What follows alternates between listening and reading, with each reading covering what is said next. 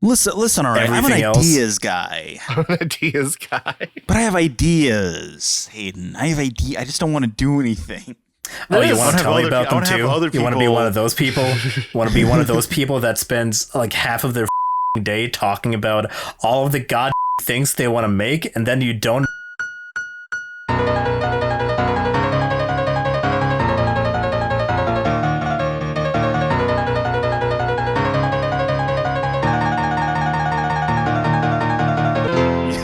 The only white people.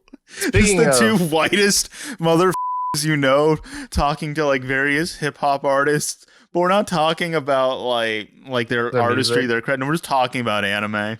Talk about anime. Hell yeah. Speaking of white and anime, welcome to another exciting episode of the Weeb Crew podcast. The whitest anime podcast. I am your host, Mumi,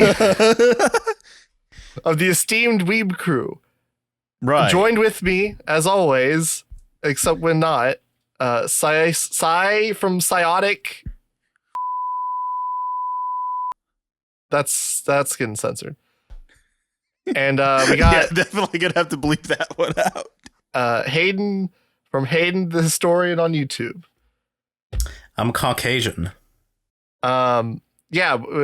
So today is the most shit posty fucking episode. Yeah, because I've been fucking busy with work. I haven't felt like doing. Yeah, we kind of fucked up on the scheduling. Well, so Sai was like with Otakon shit for like a week and a half. I've been fucking slammed with work, so I didn't feel like reaching out to people, like taking notes and shit. So this is like, I don't know. This is like the most like behind the curtain, I guess. Episode. This is the consequence of like having to like maintain a schedule, whereas like a year ago we just wouldn't upload an episode until we had one ready. But now it's like, nah, we want to stay at least somewhat consistent. I mean, it's all right because we still got like something to talk about. Right. Yeah. But like this is like, so this subject, because usually we like come up with a subject for like a guest or something, and we're like, oh, this would be interesting to talk to this person about or whatever. This is just like the shit that we talk about on a daily basis. Yeah, if you're in our Discord server, which by the way is not Patreon exclusive, you will just hear us rant and bitch about this. Yeah, more specifically in call. Yeah, in call. Yeah. Yeah, this is literally just a Discord call. Yeah, you are literally that we were recording a Discord call, even though we're all recording our own on our own. Right. Own end. Well, that's like the ideal podcast, you know, where it's just, you know, a bunch of friends getting together and just having a conversation. Yeah, talking we about should real all issues. Like really start a podcast. I think we'll make it far. Yeah. This would be a great podcast. It'll make for it'll make a really interesting topic for everyone to enjoy and find interesting, and definitely watch up until this point and not just click off in half a second. I would have totally clicked off. So we're going. Today's topic is we're going to talk about gatekeeping. I think we're going to touch on what is and isn't a hidden gem / underrated anime. Right. And we will tie these two together like the video essayists we are. Well, I mean, realistically, can you gatekeep something if it's not already kind of like unknown, like underrated, or like a hidden gem? You can't gatekeep like One Piece. I mean, you can. I don't know how successful you could be at it. You can be much more successful. at you can make an gatekeeping. attempt. You can give it the good old college try and then just fall flat on your face. Well, you see, you can make a community, right? Like, let's take like a general community, for example. So you can have a community like 4chan's like A board or something, and they will gatekeep people from using the anime subject board, even though anime itself is not a niche subject that like people have not heard of. Sure.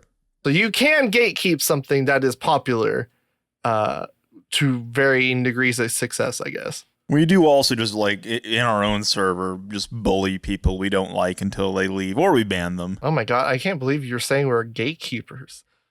Yes. Because I don't want annoying people in Injustice, our server. The true anime elitists. The true anime elitists. Let me ask you something. How do you define gatekeeping? It's a good question.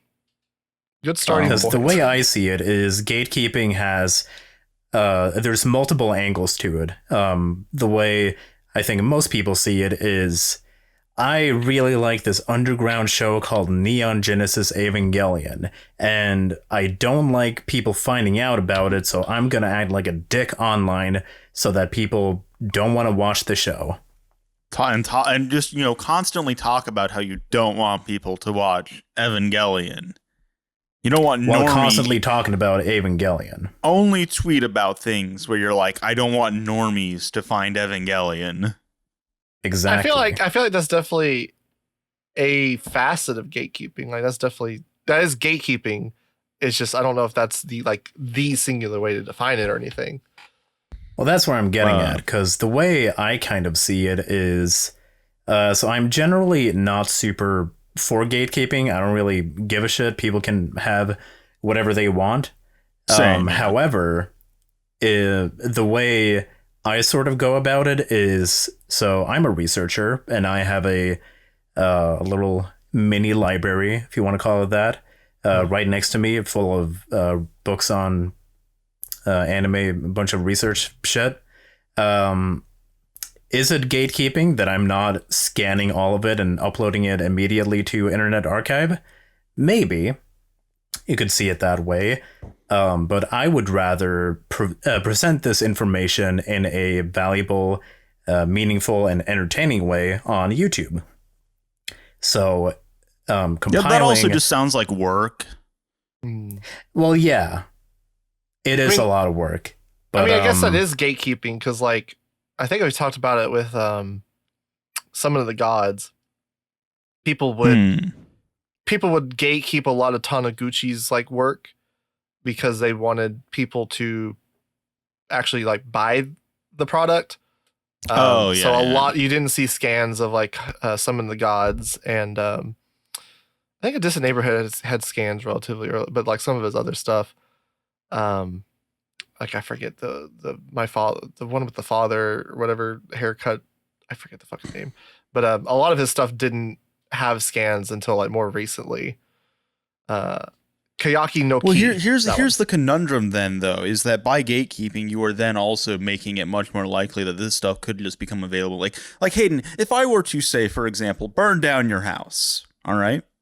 Mm-hmm. All that research material would go with it because you presumably haven't uploaded it anywhere. I do have it saved. I do have it backed up. Okay, but I'm destroying your computer as well when I set your house on fire. Okay. Which is an actionable threat, by the way. This isn't a threat. I'm going to burn your house down. This is a promise. I promise you. I'll be prepared. I'm going to burn your house down with you inside. Hayden says they'll be prepared for it, and they mean like they're just prepared to die. I mean, basically, you're gonna show up and just be laying 24, in bed. Like, but that is like ago. That is like a concern though, where it's like, because who's that one guy we were talking about? Like, I think it was the episode like Overworked Salaryman. Where he has all these like TV rips and of various series that I don't think I've ever really gotten a proper like physical release. He has of these things, but hasn't really made them available. And we can say that's gatekeeping, but by not making it publicly available, you are also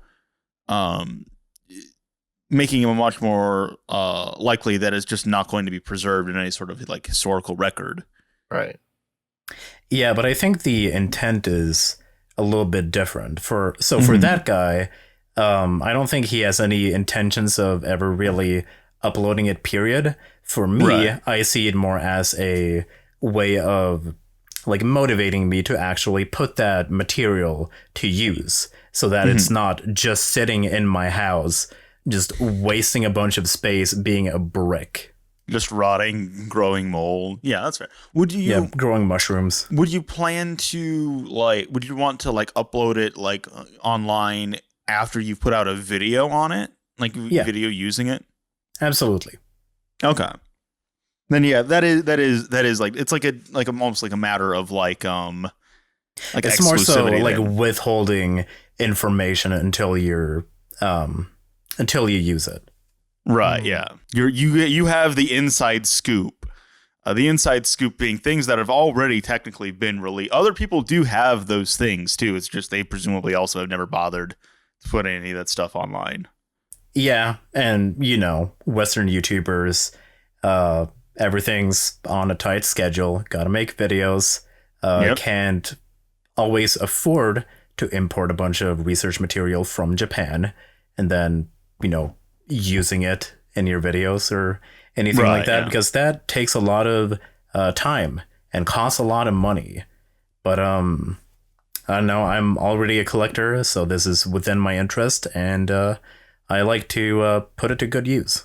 Yeah, it's basically just like a gradient, right? Mm-hmm. Like you have gate, because there's like socially,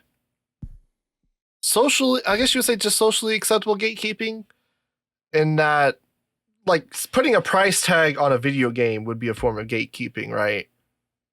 But like no one's gonna call it out for being gatekeeping, because it's like you made a product, you have the right to recuperate your cost and make a profit off of this something that you made, right? But it is like a form of gatekeeping, essentially. And then like you have that with like communities, so like us like running people off on the server that we don't think contribute to a conversation well, or like mesh with, have a general copacetic relationship with the server or whatever. Like that would be a form of gatekeeping. And it's not just like this. Like this server takes a more libertarian approach, I guess you could say. Where we don't say that. You're gonna make it sound like you're just allowed to come in here and like start posting child. No. Here like 3D printing gun schematics. More of a democrat. I don't know. Like it is very mob hard to get banned. Is how this server is run. It is pure democracy. Yeah, with a kind of reluctant person at the top to keep things somewhat in check. But what I want to but there's also things like we wouldn't say that like, and if anyone listening to this is like, has like a degree or is like done any amount of like work when it comes to like library or like information sciences, is that I know I haven't. You go to like various archives and they are going to have things that are privileged in access, because like, you're not going to be able to just access like some like book, a text that is like 1,000 years old. You're not just going to be able to like walk in and be like, show me that. And when they tell you, no, why do you need this in the first place? That's not really gatekeeping either, I don't think. Personally, I advocate for the Vatican to open their vaults. Let us see what's inside. I want to see the aliens. What fucking Dan Brown novels have you been reading? No, this is. Oh, sorry. This isn't the conspiracy theory episode. But again, so yeah, like but of course, when people say like gatekeeping, like colloquially, people get mad on Twitter about stuff and like, this is why we need gatekeeping. It's like, what do you mean by that? Do you just mean you don't want to have like, I don't want women or people of color in my like enjoying the same things that I do. Right. I mean, I don't for the record, but that I wouldn't call that gatekeeping. I would just say I'm a racist, right? Yeah, misogynist. Right. Yeah, I think the worst kind of gatekeeping is always like being very possessive of something that you never created. Yeah, it's weird though. I can understand it to a point of like taking ownership in a way where it's like, oh, I found this thing and like I'm introducing it to people, and so you take like you can take like a sort of like enjoyment or like pride in like seeing more people enjoy this thing that you introduced them to, and like depending on the scale of which like how many people have seen said thing, you can feel more or less directly responsible. Like if you recommend like Evangelion to somebody, you're not going to feel like, I found Evangelion and I've recommended it to one person, and so one more person has seen Evangelion out of the millions and millions. But like something example that's like kind of more obscure, like you've only had like 500 views on YouTube, right? And you recommend it to somebody, and then you see like 250 people watch it. It's like, it feels more directly actionable, where it's like, oh, I had an actual impact on this thing spreading to other people. Us telling everyone to go watch A Japanese Boy Who Draws, which is on YouTube, by the way. You can watch it officially and subbed. We are the biggest Japanese Boy Who Draws stands on YouTube. We continually shill that short film. When you talk about things that, like, I don't think it's necessarily just things that you yourself, I mean, I think you can also just gatekeep certain facets of, like, your own culture. I was watching FD Signifier's video talking about, like, the Kendrick Lamar Drake beef, and talks about, like, this the way he portrays them is like this like shadowy group, like fucking Sele from Evangelion, of like what he calls like the gatekeepers, who are people who are basically the ones who are able to determine who is able to be popular when it comes to like hip hop and hip hop culture. But who gatekeeps the gatekeepers? So you have things like that as well, where it's like, I do think gatekeeping has a place in terms of making sure that, you know, when you're broadcasting like your own cultural products out to the rest of the world, to ensure that they're not then just going to be misappropriated by assholes who have, like, you know, no connection to that culture, no connection to that origin, completely misunderstand it, and then just transform it into something completely different and kind of repugnant as a result. Yeah, a lot of gatekeeping is like basically just narrative control, right? Right, like it's like controlling the spread of the information to where it will not, because like you could like release something I don't have a direct example, but like a hypothetical scenario, you could potentially release something and it gets spread around. Maybe like Shoujo Tsubaki is a good example of this, where it's like the official release is not nearly as like widespread as like the TikTok sort of like the videos going viral talking about it. And so that would be an example of like how the gatekeeping of the publisher and like actually giving the work in an official capacity in like a appropriate kind of way, where it's like, oh no, children can't buy this, or they can if their parents buy it, whatever, but it's not intended for children, and it's like God has that kind of specific context. Absolutely not for children. Absolutely not for children. It has that context to it. People that are interested in watching it for whatever reason, like artistically or psychologically, whatever fuck, will then spend money on it, and there's like that gatekeeping element to it, as opposed to just being like exposed to something out of context and then just being, oh my god, this is terrible, and like not having that's the thing, where it's like a bunch of people talk about something like Shoujo Tsubaki and they're like, it's the most banned anime ever. Most fucked up. It's anime. illegal. It's illegal to watch. I don't know why I'm turning into fucking Richard Nixon. It's illegal to watch. And basically, I mean, the problem there is like just basically spreading misinformation as well, which is like, you know, again, there probably is like an argument in terms of gatekeeping and ensuring that the people who are like the most prominent voices in talking about a thing are also people who know what the fuck they're talking about, as opposed to just playing into fucking sensationalism for clicks. I guess there's like a balance though, because it's like, at what point do you want that versus just having anybody with any kind of a perspective and experience being able to talk about it, right? I think there needs to be some sort of foundation there. I think it kind of goes into what I was talking about with like my research material and making that available whenever I release something, is to kind of be the change that you want to see. So in the case of like Shoujo Tsubaki, every single video on it is absolutely putrid, like like god embarrassing. Even the ones that seems kind of well researched, like they're actually going to like talk about Hiroshi Harada and like it never goes the full way. It's never what you want it to be.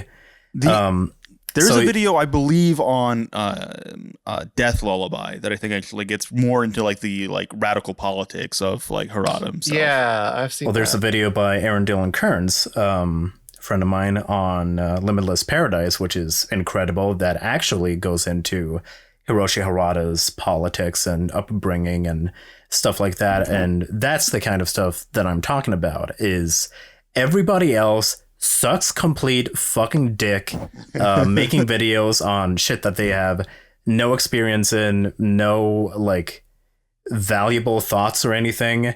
And then you see that and you're knowledgeable and you're well read into this topic, so make something. A lot of gatekeeping, you know, I don't think Shoujo Tsubaki shouldn't be like kept from the public or anything like that. Right. It was gonna reach the public eventually anyway, because people love the sensationalist media. Sure, but we need to have more educated conversations about it that go beyond just talking about what a shocking movie it is. Yeah, but that can be said for a lot of things. Do you achieve that through gatekeeping? Or, because like, when we talk... no, you introduce a new perspective by introducing your perspective. So you make a video or a blog, preferably a video, because that actually has the ability to spread around a lot more. People aren't going to read your shitty blog. Yeah, so get into video editing, making whatever, get somebody to edit for you. I don't care. Just make stuff on things that you are very knowledgeable on, and get off of Twitter. Stop complaining there and actually put your money where your mouth is. You be the change that you want to see. In a similar vein, I was actually thinking about like the short that we did of the episode we did with Kenny Lauderdale, where we're talking about Saki Sonobashi and how it's... Anyone who has any reasonable familiarity with like lost media when it comes to anime can immediately tell that Saki Sonobashi is something that never exists. It's completely fake. Right. Never happened. We have a short talking about that, and it's interesting because if you look at the graph for like the views that the short gets, anytime there's another short that goes up that pops off talking about Saki Sonobashi, ours always kind of also starts trending up too. Mm-hmm. So I'm just imagining that means people are watching that first short about Saki Sonobashi that blew up, and then seeing ours as well, where that the first short that blew up is probably talking about like, there's this anime that is completely lost and is really fucked up and can only be found on the dark web. And then it's us, and then you just jump cut to us being like, yeah, if you fucking believe that, you're a goddamn idiot. Yeah. What the fuck is wrong with you? Our short never blew up to the point that all these like other Saki Sonobashi shorts do. No. But it's still putting a horse in the race, and that's, at the end of the day, that's what matters. The more people we have in this providing insightful information and actually has some consistency around it, I support it. Yeah, that's like the thing, I guess, is like a lot of content creation on YouTube is basically like a conversation. Yeah, absolutely. Content creators have like a slightly louder voice in the conversation because they're kind of the linchpin in which the conversation is like the forum of the conversation is being had. But they are like the trendsetters, like the tastemakers, the people who, a lot. That's the classic thing. It's like, did you get that opinion from a YouTuber? Did a YouTuber give you that opinion? They're the puppet masters. I would say like forum moderators or something like. But like, if you don't want misinformation to be spread, you kind of have to like help mitigate that by like making the correct information louder. And so the only way you can do that is by like adding voices to drown out the copious amounts of misinformation or whatever. You need to start spamming the shitty threads on so that they hit like the reply limit and then are just completely fucking like and then they just go out the door. Yeah, don't do that. Don't go on just ignore. But like we need more people. Like, we wouldn't have so many videos that keep saying, talking about fucking Saki Sonobashi, the lost anime, if like there were more videos that were coming out that are just like, this is fucking horse shit.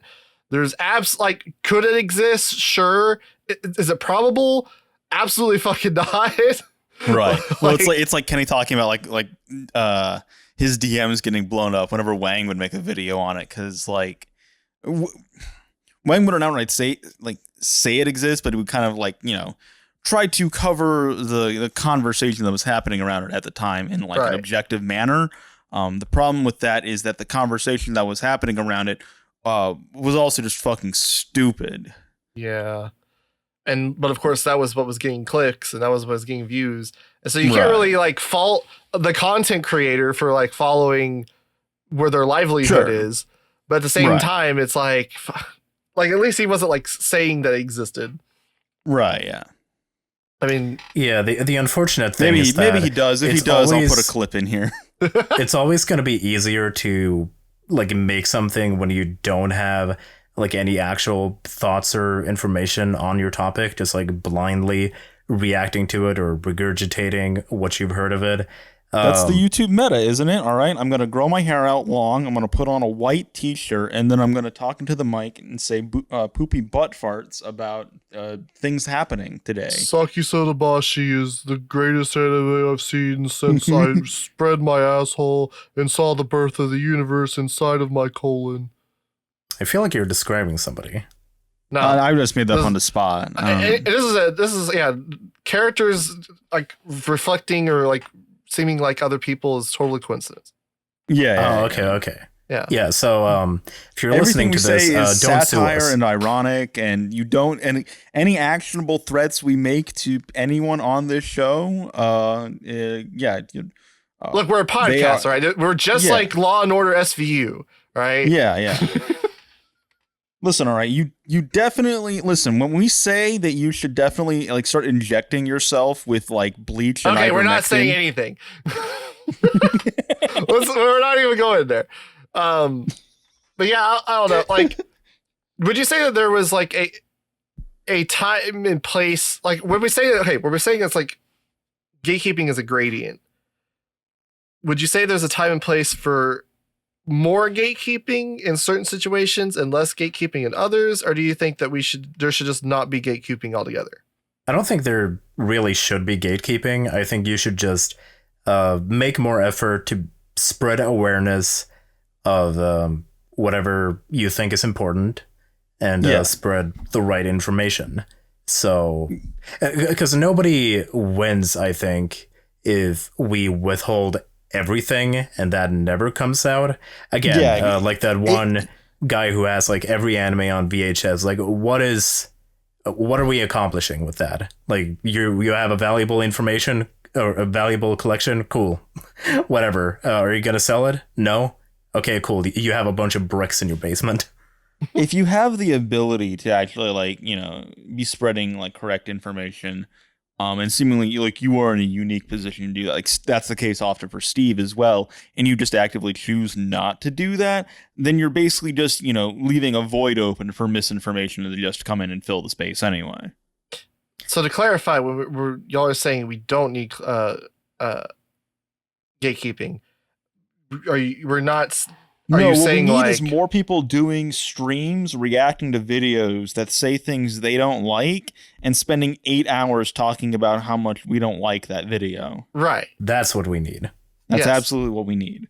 We've definitely never done that though. Absolutely, we would never do something like that. But are we saying that like are we including for when we talk about gatekeeping? Are we including like the gatekeeping of like I don't know if you would really I mean, it's a form of gatekeeping, but like keeping children away from like things that aren't necessarily appropriate for their age. Like, I guess that's still a form of gatekeeping. I don't know if you would necessarily define that as that, but are we including shit like that, or are we just saying? Well, I think that's just parenting. Yeah, I think that's still like that's the responsibility of parents to make sure that your kid is not like watching stuff telling them that like black people need to be. What? Why are we hung up on this today? What? I don't know, but is it because you watched Storage Wars before this? Is that what the problem is?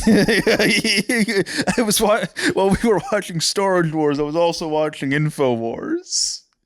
I mean, oh no, that just means you were watching Storage Wars. Like I'm pretty sure they just have that Alex in the background. Jones. I need Alex Jones to be a character on Storage Wars. You might come on about you might fact check me, but I'm pretty sure in like every episode you look at there's like a TV somewhere and it's always got Alex Jones on it. Always got Alex. I'm Jones 100% certain that is completely factually correct, and I'll be validated. Well, I'll clarify myself. I think information and correct information, that's what should be spread and like not gatekept.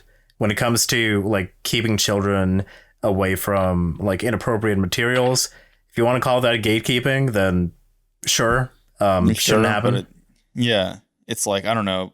I think that's reasonable though. That's not our responsibility. As people who do not have kids, that is also not our responsibility. That is the responsibility of those kids' parents. Yes, but it doesn't mean that, we can't not do anything about it either. Because if we see a child around that's watching stuff that they shouldn't be watching, you could do nothing, but you also could do something. Yes, I feel like the parent would probably appreciate if you. I mean, I've talked about the story about how like I saw like Berserk at like a local library next to a bunch of kids who were like on like the computers playing Fortnite. I just left it there because I thought it'd be funny. I mean, I don't know. This sounds like the kind of justification. It's like, I'm not your parent. I can post porn in general for you. maybe we just need to not check your DMs. Yeah. Or just like expressly telling you, hey, can you keep a secret from your parents? It's not my job. You go and buy pornography. I think you can have your own opinions about stuff like that, but I think what's pretty undeniable is the parents should not be allowing their kids to go on gore sites and get groomed on kick. Yeah, again, do more to like monitor your kid's access, like what your kid is doing online. So are we pro or anti gatekeeping? It's in terms of just being of like, oh, there's this anime, there's this OVA that no one really knows about, and I want more people to know about it. I'm anti gatekeeping when it comes to that. I'm not going to like covet some like obscure like anime that has like 1,000 members on MyAnimeList. Right. If I think it's really good, I want more people to see it overall. Right. So specifically with anime. Right. I guess the conundrum is I want people who will appreciate it to watch it. But that's something you have less control over, obviously. Yeah, well, that's kind of the thing, right? Like, to get the people who will appreciate to watch it, you kind of just have to generate more buzz around it. Because it's kind of like a YouTube video where it's like, to get it in front of the right audience, it just has to be put in front of a larger audience. And it will eventually find like the 2% of the audience that are the quote unquote right audience or whatever. Right. I mean, to a certain extent, things do still spread through word of mouth, but that's much less of a factor nowadays as well. Yeah. I mean, well, that is word of mouth. What do you mean? Like talking about it. You have to have more people talk about it. No. More people watching something and an algorithm then picking it up and showing it. No. I'm not talking about that. I'm not talking about the algorithm. Okay. The YouTube algorithm is separate from. I'm saying like you kind of have to have more people watching it in general for more people to hear about it to even know it exists to want to watch it. Like sure, but again, that's like, at least on YouTube, that's like an algorithm. Well, I'm not even talking about on YouTube. I'm talking about just in general. Just in general, okay. Yeah, so like if you've never heard of a Japanese boy who draws, how would you find it? Outside of like someone then talking about it on here. Someone else telling me that I found out about it because someone else told me it exists. Yeah, and you're more likely to do that if more people have seen it. So like there's just like kind of like a threshold where it's like you just have to have more people watch it to reach certain people. Yeah, or we just do randomizer stuff where now we. What was the show that we watched with Lex? That like a cartoon comic book, Fate comic book. Hero Inside? Hero Inside, yes. Monsters Inside me, Hero Inside? Something like that, where it's like we didn't hear about it through word of mouth. I don't think anyone ever heard about it through word of mouth because we looked it up and no one was really talking. I think that video with Lex was literally the first video on YouTube talking about it, at least in English. Well, it hadn't aired in the US yet. Like it had just like aired, I think, in Korea or something. Like I think it was made in just Korea. happened to have an English dub. Right. We were just ahead of the curve. We were the trendsetters. Trendsetters, guys. We're not. Which is what everyone should strive to be. Be a trendsetter. Be a leader, not a follower. I don't know. I guess have y'all like ever partaken in any kind of gatekeeping? Like, is it like a community? My name in the server, Mumi, is literally the Tin Man of being annoying. It is. I mean, that's not exclusive. Not mutually exclusive from gatekeeping, but it's also not. Well, yeah. Doesn't imply gatekeeping. I guess not. It just implies you're annoying. Annoying for the expressive purpose of I want people to leave if I don't like them. But I want. So again, stuff like that where it's like, yeah, it's like, you know, this is a space. The server is a space that we can actually exercise some degree of like direct control over. As far as like media goes, not really. Usually whenever I come across something that is like, you know, fairly unknown, I'm pretty probably, I think, annoyingly vocal about wanting more people to watch it. I guess it's weird. I guess it's like because like I guess people gatekeeping like an anime is kind of an extension of like communal gatekeeping.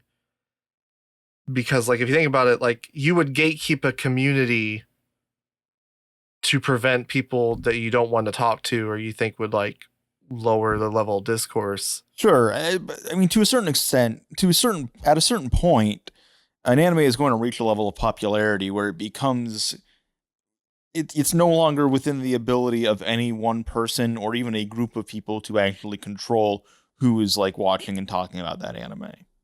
Right. I think that's the case for most. There's like this weird niche of anime that are like popular in like a certain type of underground, like I don't know, Mickey Momo, Bridge Over Your Dreams, Chibi Marco-chan, My Favorite Song, stuff that is quote unquote like obscure, kind of, sort of, a little bit in the grand scheme of things. Where like, are you really gatekeeping that because it's like so known within these circles? Yeah, well, something like it was an interesting case with when Godzilla classic. When Godzilla -1 came out last year, there was like a lot of people talking about like, you know, people who are just generally annoying assholes also really like the movie because it is just a generally pretty good movie. But there was like I saw a lot of people talking like the tokusatsu community and like the kaiju fandom about, you know, these are the kinds of people who are talking about how Godzilla -1 owns woke Hollywood need to be like gatekept, you know, away from the shit that they like. When in actuality, I think that the people who are saying Godzilla -1 owns the libs don't give a fuck about kaiju movies or tokusatsu or like really in general Japanese media beyond just using it as like a talking, like a vague talking point. I mean, you see that with like what they say. Like there was that one video essay that was making the rounds on Twitter, like with the clip where he's like, "Yeah, Godzilla started out really serious, and then it turned into silly kaiju battles, and was never serious again until Godzilla -1." And it's just like, dog, have you never watched a Godzilla movie? Like, what the fuck? And at a certain point, there are just going to be people who have takes like that. It is going to be inevitable. So it's important to therefore clown on them whenever they say shit like that, or you know, at least offer some degree of like constructive criticism, being like, "Dog, what are you talking about?" Yeah, again, it is like a thing that I think people who are fans of Godzilla, people who are fans of kaiju movies, tokusatsu, that is something those people should be doing, is that when they do see misinformation, when they see obnoxious people having takes like that, there should still nonetheless be like an active sort of like defiance, contention, disagreement had with those people who are saying those things. Yeah, the thing about social media is that everything is like built upon capitalism, and what these people are doing is like kind of playing into that. I wouldn't be surprised if a lot of people are intentionally ignorant, just to like get people riled up, and that in turn as just a grift. Gets I you do more think clicks. There are, on YouTube, I'll put up thumbnails. These are this kind of stuff. Yeah, like typically very like far right leaning people who don't give a shit about anything and just want another Lamborghini. Again, it's like, I mean, it's exactly what they complain about, where it's like they're coming into a fandom and then completely polluting it with their politics. But then it goes back to whatever I was saying. So instead of like making a 10-hour long video on why this person is a piece of shit, like maybe you could make your own piece. And like maybe that'll take off. And if it doesn't, then maybe somebody else's will. Just keep encouraging people to do good shit, and people who do bad shit.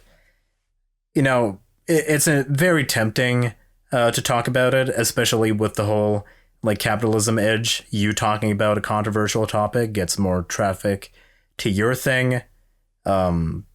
It's just how it runs. I think it can be like a carrot and stick thing, where if you do only one or the other, I think being able to do both, with like some sort of balance between the two, is important. Where it's like, you can talk about, you can try and put as much, good information out there as you want, but if you're not also taking some of your time to also then directly dispel misinformation, then you are still going to let that misinformation possibly continue to grow.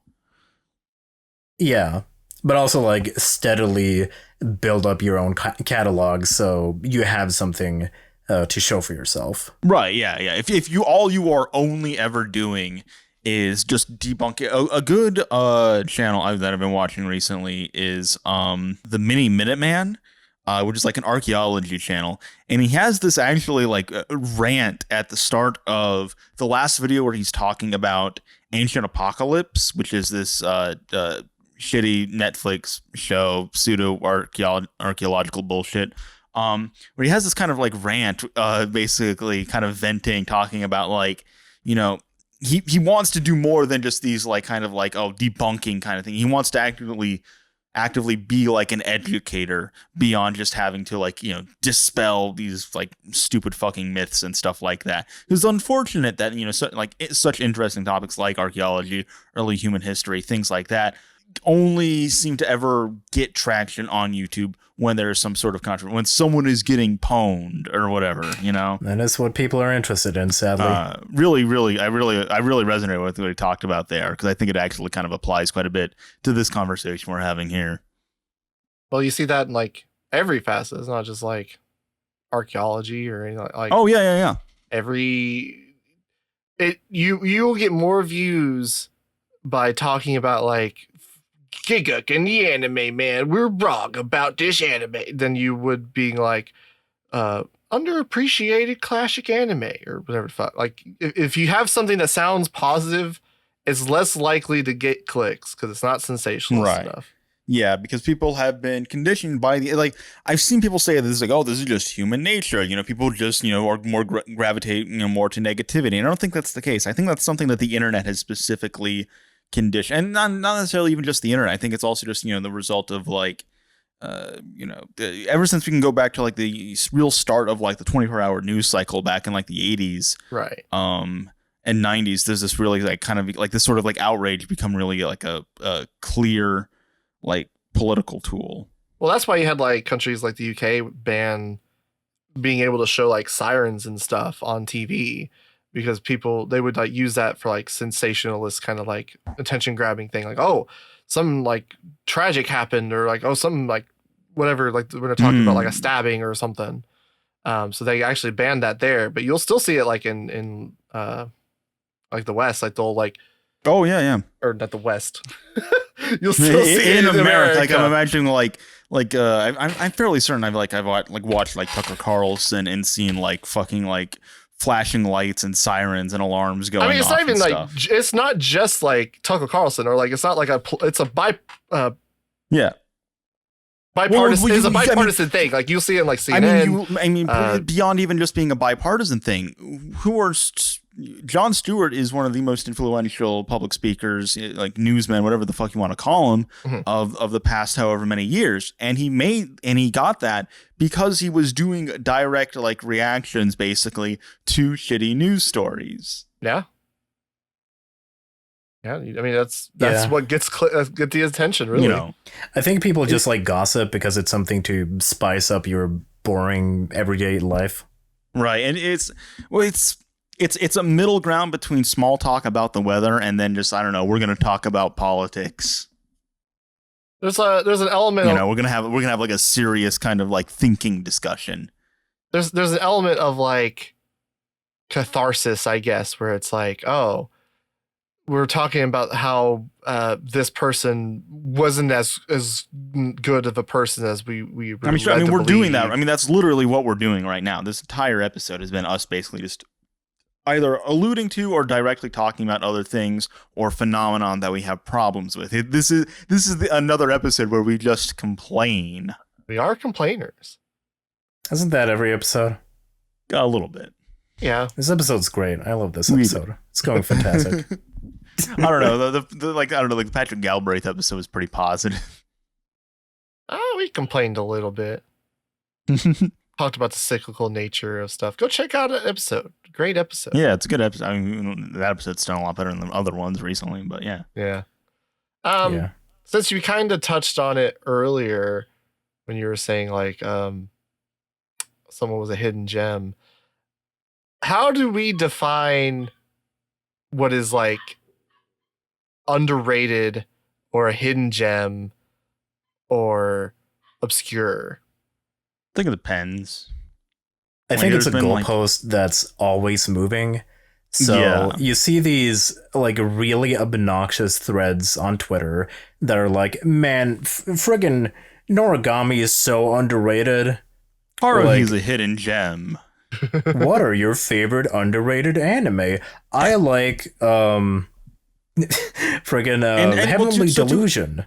To a certain extent, I understand where something like, you know, when talking about like, oh, you know, people have forgotten about Noragami, because I do think that is kind of the case where you look at like the MyAnimeList stats for Noragami, and there's over 2 million members for that show on MyAnimeList. Yeah. Meanwhile, something like Evangelion has, I think, like at time of recording, like 1.8 million. But I would say that, you know, in terms of the public consciousness, in terms of what people are talking about and overall relevancy when it comes to anime nowadays, Evangelion is way more relevant than Noragami. Noragami, and I think this is in part due to the fact that Noragami had 2 seasons and then it just ended. And you know, it didn't really have any sort of like staying power after that. It didn't have any successive seasons, and there wasn't really a show like Evangelion where people were continuing to talk about it after the fact. It leaves a lot on the table to discuss, but it was nonetheless very popular in the moment. It's like it's like a light that burns twice as bright dies out twice as quick. Yeah, but then it kind of, I don't even again know. Like the goalpost is always moving. So let's say like Noragami is underrated because I'm at my school. I've only seen Noragami and everybody else has seen Jujutsu Kaisen and My Hero Academia, and they don't understand me. Online, Noragami has always been incredibly popular with women, especially. Mm-hmm. So you will not have any difficulties finding people to talk about Noragami with online. And then we get to like our level, which is like the bottom of the iceberg. We're like, yeah, fucking Matierika, of course everybody knows what that is, because we know what it is, and we talk to each other a lot. I think there's a thing where it's like there's a difference between people not talking about something and people not knowing that about something. Where you know, if we were to put up a tweet or something that basically would just say, does anyone here remember Noragami? We would probably get a lot of people saying they fucking remember Noragami. It's just that not a lot of people are talking about it because there are other things that are, you know, to talk about. You know, it's very neurotic. And a lot of anime have come out in the 10 years since Noragami. Yeah. Well, it's also notable to talk about the fact that there's like a sample size kind of problem where that's true. Yeah. We're on the stats we have to go by is like MyAnimeList. MyAnimeList has only existed for like what, maybe close to 20 years now. I think 2004. This might be its 20th anniversary. So it wasn't around when Evangelion aired. It went around when Evangelion aired in the US. I'm pretty sure if it was, it definitely wasn't like as popular. It would have been in its website. nascency. I think. What was big in 2000? Obviously, I think I think Full Metal Alchemist 03 was at the top. And then probably things like Azumanga Daioh, Monster, I think was up there as well. Things from the early 2000s were like on like the top of the chart from of MyAnimeList at the time. So then highest rated. Yeah. Highest rated. So then you can look at like broadcast numbers, I guess, and look at like the key demo or whatever of like who was watching, how many people were watching Evangelion in 1995 and like, or in the US in 2004, whatever fucking aired. 3, yeah. Or you could just look at fucking like the Blu-ray sales, how many Blu-rays did Noragami sell versus Evangelion, or like the average per volume. I mean, there's a lot of different ways that you could have like go about your sample size, like trying to determine like how popular a show is. They will give you radically different results. It's not necessarily like, it just really depends. Like Noragami was a very popular show for like Western anime like fans. Yeah. Evangelion was also popular, but it also was like popular earlier, and when it had a resurgence, it was already like a retro show. It would be harder for people to get into than like a Noragami being a new anime. Yeah, people are always going to get into anime as well. People being like, man, why does nobody talk about Haruhi now? People back then who got into anime through Haruhi and Azumanga Daioh, they wanted to watch modern anime, especially digital anime, because cell animation in standard definition back then kind of looked like shit. Yeah. And like, it's still the same case now. You watch Jujutsu Kaisen, you want to watch more new shows that kind of look like it. I mean, Haruhi still looks great, but it's not quite in the same like public consciousness because we only have so much time. We can't expect everybody to have seen all of the classics, keep up with all of the new shows, because that's just unrealistic for anybody's schedule. Right. Yeah, I don't know. It's hard because like I was going through when I was thinking about this. I'm like, how would you determine what are these things, right? And so I'm looking through like mainly kind of recent like TV series, like within like the last 5 years or so. And you have like Bokusuma, which is airing this season, only has like 37,000 people. And it's like, that seems like a pretty low amount. But then you look at like something like Hugto Precure, I think that's got like 19 or 17,000 people. It's like, that's really low. But is would you say Hugto Precure was like obscure or like unpopular? Like by the metrics of like MyAnimeList, I guess you could say that in the sense of like a little known anime by Sazai-san. Sazai-san. Yeah, I mean, MyAnimeList is not a very good metric because it's always going to bias like popular classic shows and currently airing stuff. Because it's and just as like a sample base for the users, people who are like tracking what they watch on MyAnimeList, you are already going to be skewing to a certain kind of anime fan, whereas you're going to be skewing very autistic. So the reason why Sailor Moon is not in the top 10 and only has like maybe 500,000 people, I don't actually know. It's because women don't give a shit about that, or at least like regular girls who grew up in the 90s and saw the Deke dub of the Sailor Moon. They don't know what that is. They don't give a shit. They're watching Jujutsu Kaisen if they're still into anime, or or like my example is always like Maid Sama, because Maid Sama has remained very popular for quite a number of years, specifically because it was on Netflix. It's been on Netflix for the longest time. And if you were watching anime on Netflix, invariably Netflix's algorithm would then recommend you watch Maid-sama, and as a result, a lot of people have just ended up watching Maid-sama. And even though it's not necessarily like something I see a lot of people talking about, it's something that people are still very much aware of because it's been so accessible for so long. Yeah, and it's like the same thing with the rest of the Netflix stuff, where a lot of it, like Be the Beginning, probably doesn't have that many people on MyAnimeList, but if you look at, let's say, YouTube views, I'm sure the YouTube views are a lot more telling of how actually popular it is, or like Akuma-kun on Netflix or whatever else. Yeah. I guess it basically boils down to all this is like a matter of perception. It's like, this just feels like it's underrated, or it feels like it's obscure. Because it's going to depend on the community. It's going to depend on the space that you're talking in as well. Where if you come in here and Symphogear is not an underrated anime. It's not a hidden gem in our server. No. But I think for like a lot of like more casual fans and a lot more casual spaces, you bring up Symphogear and they may have heard of it. It might be the show. There will be okay. If I were to go into like a really like the anime trends server, and I ask about Symphogear, there are probably going to be people.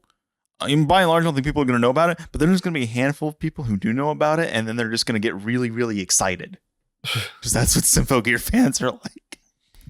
Yeah. No one's seen that show. It's crazy. It's like they found like a new friend. Yeah, so really, I think it just depends on like your sort of sphere. And a lot of people are really bad at finding friend groups. So you'll have these people who are like, man, why does nobody know about Princess Tutu and like Magical Doremi? And I'm like, bro, have you looked for 2 seconds? But then like, I don't know, I'm not in their position. For me, it's hard to find people who are into Bleach and Demon Slayer. Are any of us watching the new Demon Slayer? No. Are any of us watching Slime or Fairy Tail? No. We're watching Egumi Legacy. There's actually, I didn't go to this panel, but there was actually a panel at Otakon called How to Find Your People on the Internet. And it's talks about creating your own special community online while you stream and finding creating your own special community online while you stream and finding your people that help you belong, which I guess is something that people need to be like taught how to. For me, this is like, I don't know. I guess I've been on the internet for so long. It's just something that kind of comes naturally after a certain point. I don't know. For me, it's just been a matter of like, I just find people I like to be around and I just hang around. I think it's also just growing up and discovering yourself and what you value. Yeah. Yeah. It's, I mean, logistically, I don't think it's really that different from like finding your, like a friend group IRL. It's just a different kind of space. Yeah. I guess I'm in a unique position there since I am a Discord moderator, server owner. Oh, you're a pedophile. No. I'm not being the allegation, but no. No. Leave that long pause in there. Yeah, cut that. Don't actually cut it. Because like, I've not had to really find a community. I just had to make one. Yeah, we've done a bit of a different skill set over the past like 6 years or however long the server's been around to like build up and cultivate a community that we like. Yeah, people kind of will underestimate how difficult it could be to like get a server off the ground and like a consistent capacity. Because like you can make a server, you can get a bunch of people in it. That doesn't necessarily mean no one's talking in there. Like there are so many large YouTubers who are exponentially larger than us. You go into their Discord server and it's crickets. Yeah. Because they've not really done anything to actually like cultivate that space. They were basically there to try to talk to them, them being the YouTuber or whatever, and right. then and then they're not active, and there's like, and then nothing happens. Yeah. Yeah, I think it depends on like what kind of videos you make as well. If you're, I mean, we both have servers, and mine is also decently active because it's a space that I've fostered, and I'm very vocal about my opinions, and maybe I can be a little bit obnoxious sometimes, I'll admit. But it's like people, I feel like people know what kind of person I am and what I stand for. And if that is something that you relate to or like you find interesting, then you'll want to be more involved with that. Whereas if you have no opinions on anything and you play everything super safe, then yeah, you'll have your little like Care Bears corner where what Hayden is trying to say is that if you are a racist, you should join their server. You go pay money to their Patreon and join their server. Absolutely. Don't actually. Don't do that. Give me money, but get the fuck out of my face. You will not be allowed on the server if you start spewing nonsense. Yeah. Hayden will ban you and keep your money. I will keep your money, and I won't feel bad about it. But yeah, I feel like part of it's that people kind of, I don't know if a lot of people don't necessarily have like substantive conversations. Like it can be hard to which is weird because then a lot of people also want to have podcasts. Well, they that's because of the dynamic. That has nothing to do with like the substance of the conversation. They're just like, oh, dude, we talked about this somewhat interesting thing for like 10 minutes and we had like a good banter going. We should have a podcast. It's like, yeah, it's such a deep conversation today, bro. Mumi, I already made that joke. Well, that's not a joke. Now we're just calling them out directly. Now we're just relaying things that we've had people actually say. We've seen people actually say in real life. Yeah. Oh, okay. Yeah. Keep shitting on them. Do I need to start reading posts off the R podcasting subreddit? You know, I actually get fucking because I will go and look and see if people are like wanting to collab or something, and like just see whatever opportunities there are, because you gotta keep your hands in some pots and some cookie jars or whatever. You gotta spin a lot of plates. And I'll get recommended like, I'm thinking about starting a podcast about video games or something. It's like, oh my God. And I'm like, oh no. I've been playing games since I was like 8 years old. I think I have a lot of things to say. It's like, maybe you do. You probably don't. Probably don't. Unless you've done that like certain type of person where you're like, oh no. Oh, they want to be a writer and a musician, and they want to do podcasts and videos. And listen, all right, I'm an ideas guy. I'm an ideas guy. Yeah. Don't be that guy. Be a do it kind of person. Don't just talk. You know, but I have ideas, Hayden. I just don't want to do anything. Oh, you want to tell me about them too? You want to be one of those people? Want to be one of those people that spends like half of their fucking day talking about all of the goddamn things they want to make, and then you don't make any of it? Hayden, this is getting kind of Are you talking about someone specifically? I'm talking about a couple people. Oh no, I couldn't tell. Yeah, I won't name any names because I don't want to get sued. Can I say but fuck you. Join our Patreon to get the names. Yeah, the names exactly. The names are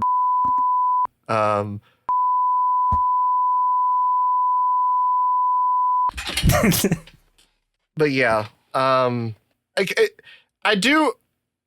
It is frustrating because I do want to find like things that aren't talked about. Mm-hmm. But it's like, how does one find things that aren't found yet? Really, what it boils down to in like a Western perspective, you just don't. Like, I can't go to like most people just rely on People are not actively seeking things out by and large. They just wait for an algorithm to put it in front of them. Right. Well, the thing about algorithms is that you can actually use it to your advantage now. So you were mentioning like anime randomizers. You can use the tools that you have to find some stuff that nobody's talking about. But I'm talking or you like can I don't want to actually do that. buy stuff. I just want to. That's what I want to open up Hulu or Netflix, and I want to just have a show and click on, and then I want to get hammered and fall asleep drunk in my comfy chair every night. I mean, like I'm speaking as I overdose on Vicodin and Xanax. This is also getting very specific. Are you talking about somebody? Talking about myself.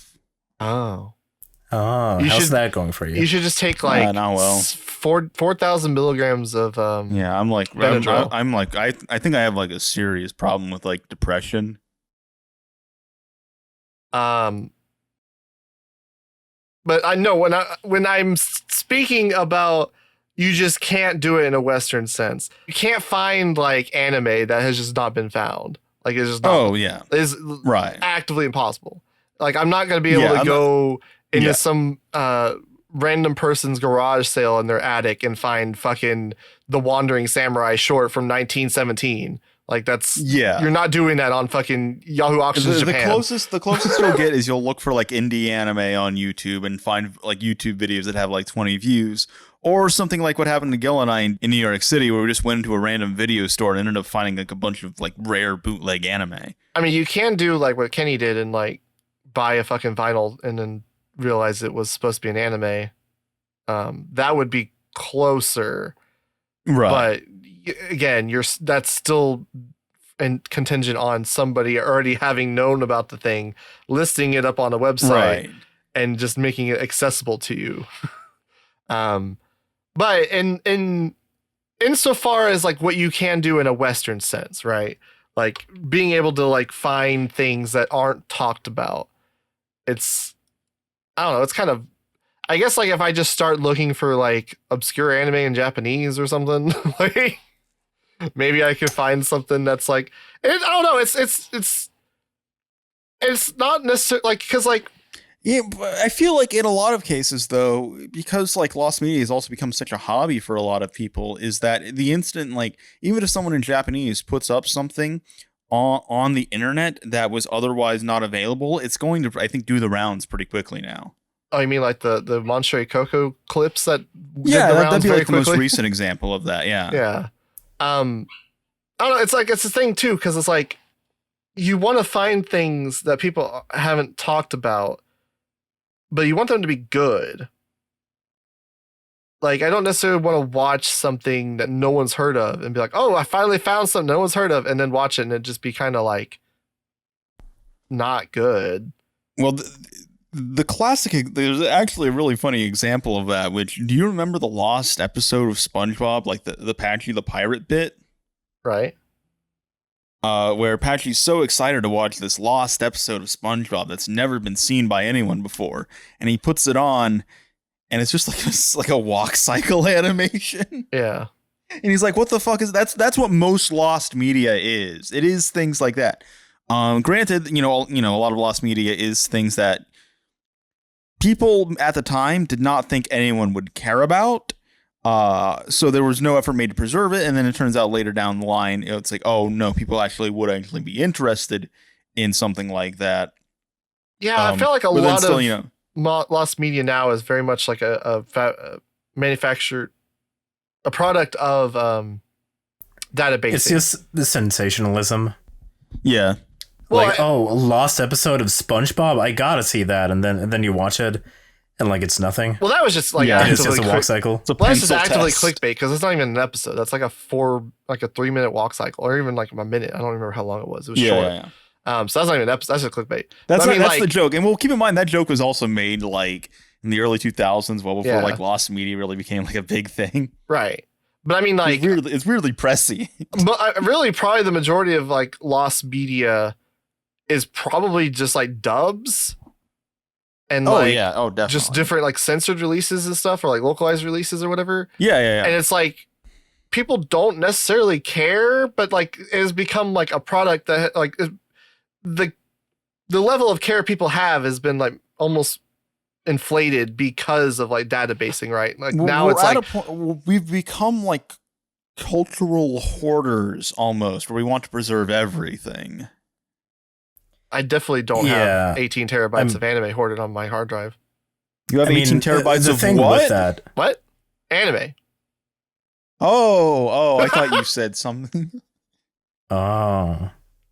No, I think the thing with like dubs and stuff like that, lost dubs, the people who really care about that are like the super like hyper autistically like hyperfixation, I love everything metabots. Oh yeah. And, oh no, there's a lost Greek dub. I must have it because it's metabots.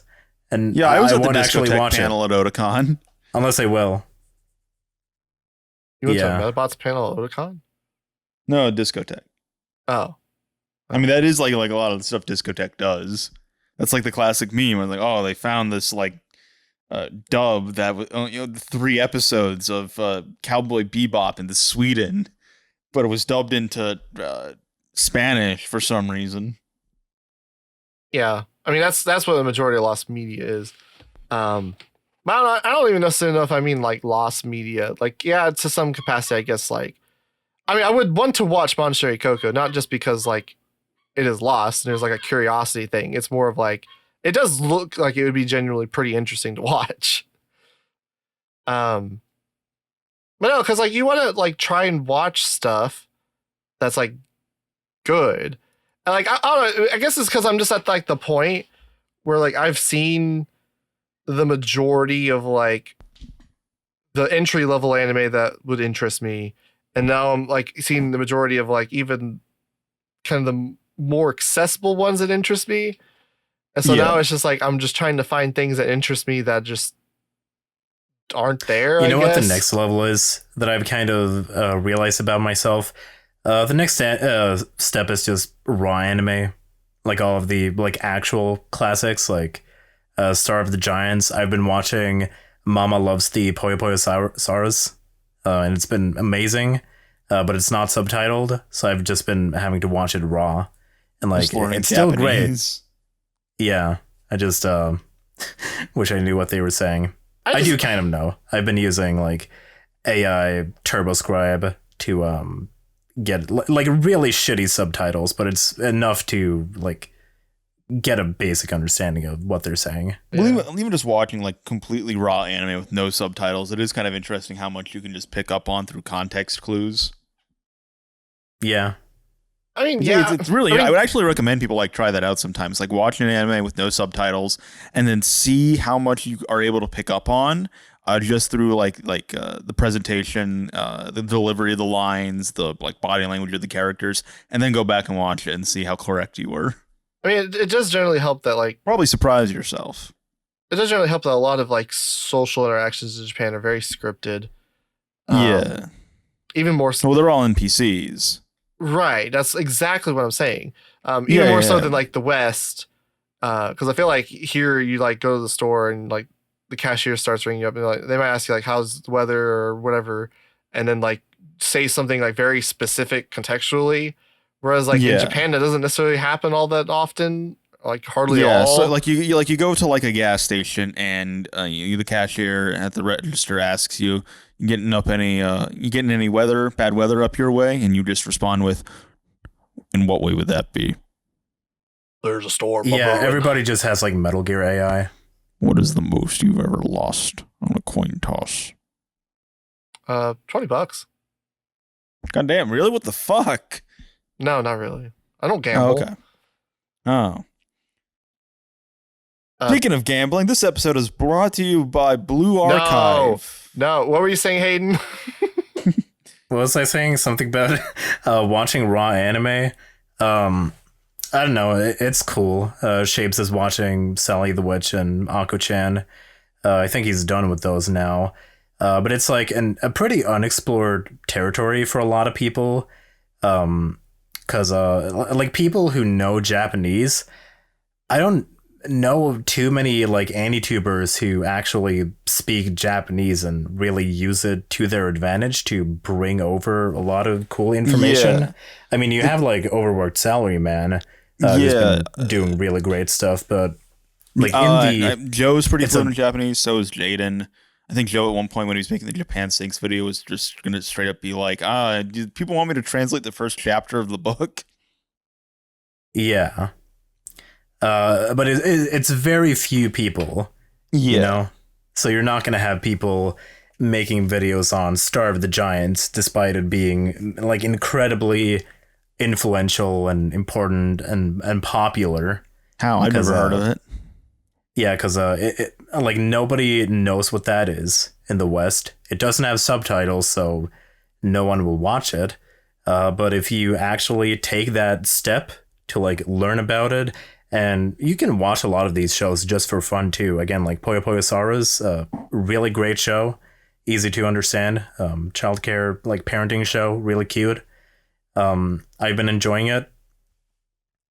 Like it's something different, especially since it just unlocks another like world where that show is like over 50 episodes, and there are a bunch of those shows that like, I don't know, neighborhood stories where it's like a little bit niche, but it's also tied to Ayazawa, so it has its own like cult following. Whereas, you know, a lot of these raw shows, they don't really have like any following. So if you want to actually find some hidden gems in terms of the West, not in terms of the rest of the world, because obviously like stuff is dubbed into Italian and French and stuff like that all the time. Like the classic example is like here in the U.S., Saint Seiya is not particularly popular. You go to Latin America, it's pretty damn popular from what I understand. Yeah. Yeah, Dr. Slump, probably another like probably biggest example, honestly. Yeah. Where it doesn't really have English subs, or hasn't for a very long time. But then again, you go to Mexico and, you know, if you don't know what Dr. Slump is, like, who the fuck are you? Get out.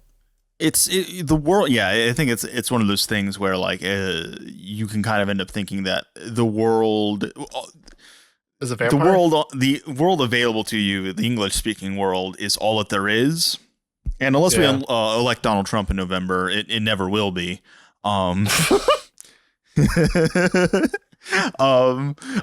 you know, you do get people who are fairly shocked at being like, I had no idea this was so popular. It's like, yeah, because it was never really made widely available. Like Heidi of the Alps is a really good example of that. Heidi is very popular, like all across Europe, and just parts of the world in general. A really good example, all of the World Masterpiece Theater. Adventure in Eels? Grendizer. Grendizer is very popular in the Middle East, Saudi Arabia. The Saudi government is actually funding the current Grendizer anime. Really popular in the Philippines too, I think. Yeah, not so popular here in the U.S. And you wouldn't think that there's a giant Grendizer statue in Saudi Arabia, but there is. It is weird. Yeah, the Grendizer fandom is going crazy over there. Yeah. People don't really consider like how much of their perception of like anime or media is just painted by other people and like accessibility. Yeah. Like, it's very weird that Star of the Giants does not have an English release or any way to consume it in English. Yet something like Judo Boy does. Judo Boy is nowhere near as big as Star of the Giants. No, yeah. But like, if you're looking for English-speaking anime from 1969, or that are in 1969, that's your option. Kill your dogs. Kill your dogs. Kill your dogs. I want to. But yeah, people, and this kind of goes for like taste too. Like, people don't really consider how much of their taste is shaped by licensing companies or broadcasts or streaming services, fan subs, streaming services, stuff like that. Yeah. Like, people don't, they make this big deal about like boring taste, right? It's like that kind of exists because of how structures are, where like you kind of are funneled into certain things by broadcast, by what's made available to you. through fan subs or whatever. Yeah. Like monoculture, like if we're talking back in the day. It is frustrating when people like really hound on like the whole fucking like boring taste shit. Why you take it personally? No, because it's like one, it's like fundamentally kind of like limiting the scope of like what is someone's taste, right? Because like you're looking at like a sample size of shows and you're like determining what their taste, like supposedly determining what their taste is, defined based on these like 9 shows or 10 shows or 5 shows or whatever. And it's like that's not how it works, first off.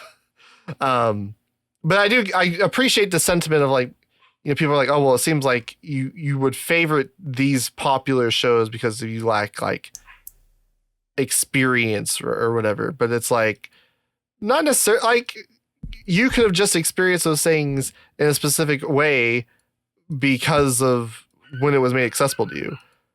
Like if I had, they're making like, it sounds like you're in like a bird exhibit in a zoo. I am. I live in a zoo. This episode's going great. But I mean, like if fucking like Ideon was like made accessible before like Evangelion in the West, like I feel like that would be more seen as like, I don't know if it necessarily would have more people favoriting it, but it definitely would have a higher chance to, and like that would have a higher chance of like shaping people's how they've kind of approached the medium.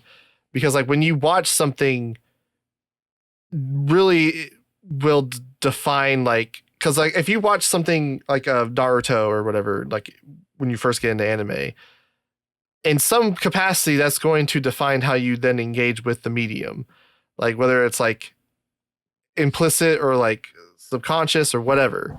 Like your experience with the medium is going to define how you kind of engage with it.